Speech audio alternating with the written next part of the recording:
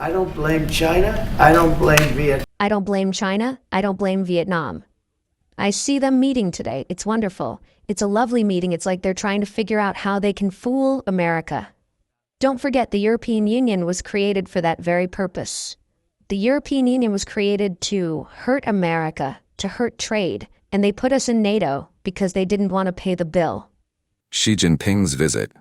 With handshakes and dozens of cooperation agreements signed, Mr. Trump did not seem very happy. He even implicitly implied that Vietnam and China were joining hands to form some kind of evil alliance to harm the U.S. On Vietnamese social media, I have come across comments like, "Vietnam has to choose sides. If it is with the U.S., then don't follow China.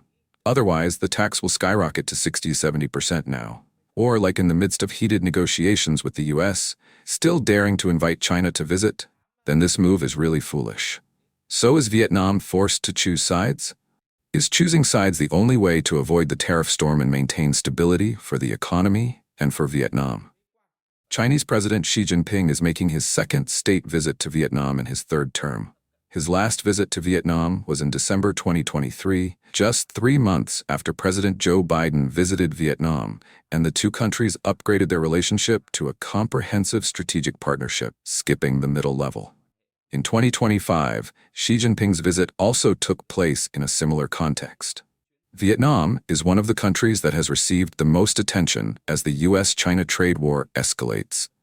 While Washington and Beijing continue to impose retaliatory tariffs on each other, Vietnam is suspected of being an intermediary to help China smuggle goods into the U.S. The existing problems that Washington has repeatedly emphasized must be resolved. No doubt, including preventing Chinese goods from being disguised as Vietnamese goods to be exported to the U.S.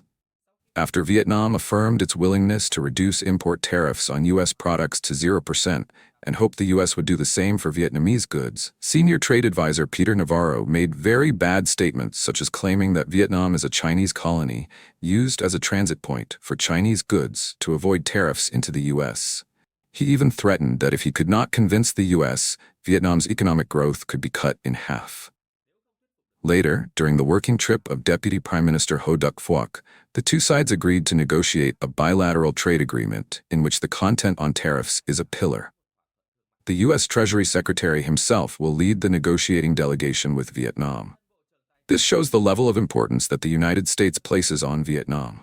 However, Vietnam has not forgotten its other comprehensive strategic partner, China.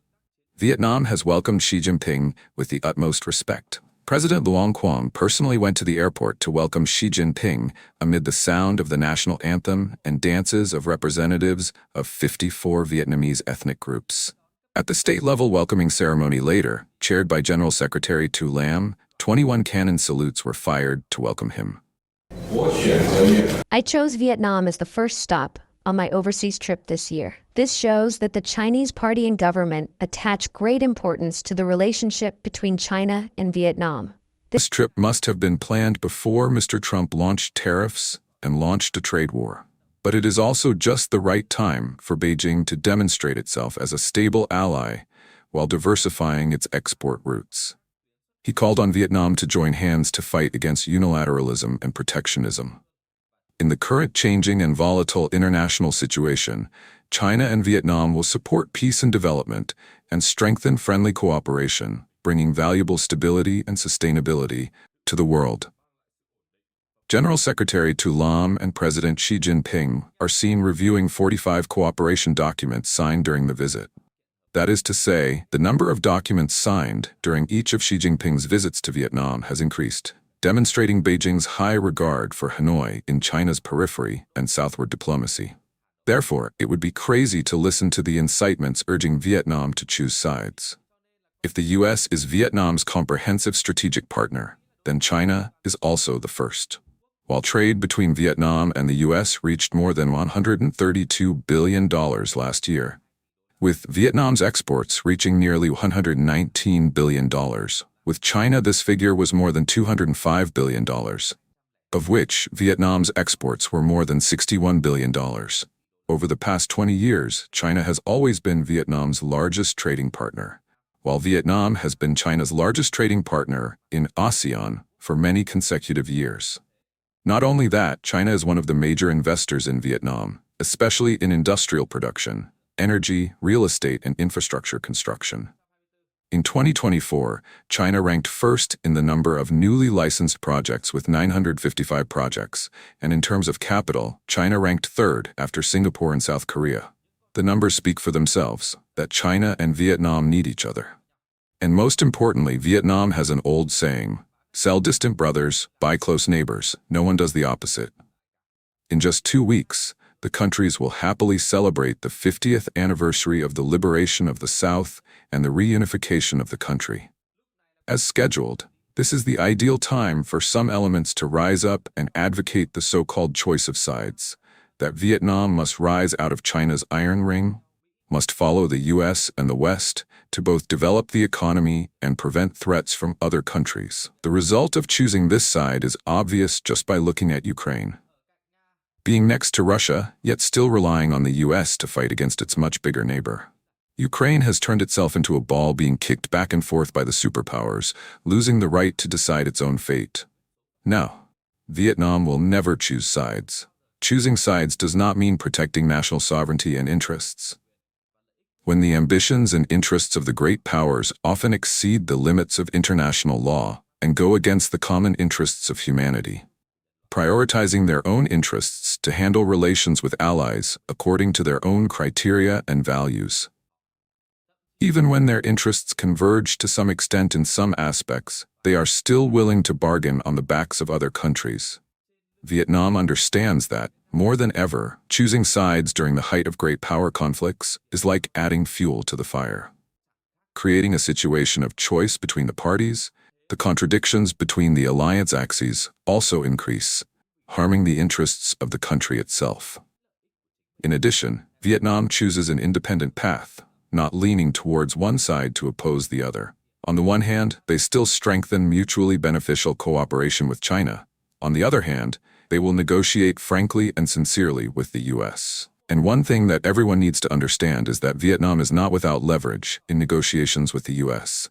In 2024, Vietnam exported $119.5 billion worth of goods to the US, including everything from Samsung phones, leather shoes, furniture, to everyday food. That means Vietnam is not just a cheap factory, but also a strategic manufacturing hub of the US in its efforts to counter China. Since Mr. Trump initiated a trade war with China in his first term, Intel, Apple, many corporations from the US as well as from US allies such as South Korea and Japan have increased investment in Vietnam to avoid taxes. Now, if Mr. Trump imposes too high a tax on Vietnam, these businesses will suffer. More importantly, Mr. Trump wants Vietnam to reduce the US's $123 billion surplus. But the deeper goal is to block the transit of Chinese goods through Vietnam. If Trump's goal were simply to punish, he would simply impose high tariffs on Vietnam. But leaving the door open for negotiations shows that he still needs Vietnam's role in the middle of the triangle of relations with the US and China, instead of pushing Hanoi into Beijing's orbit.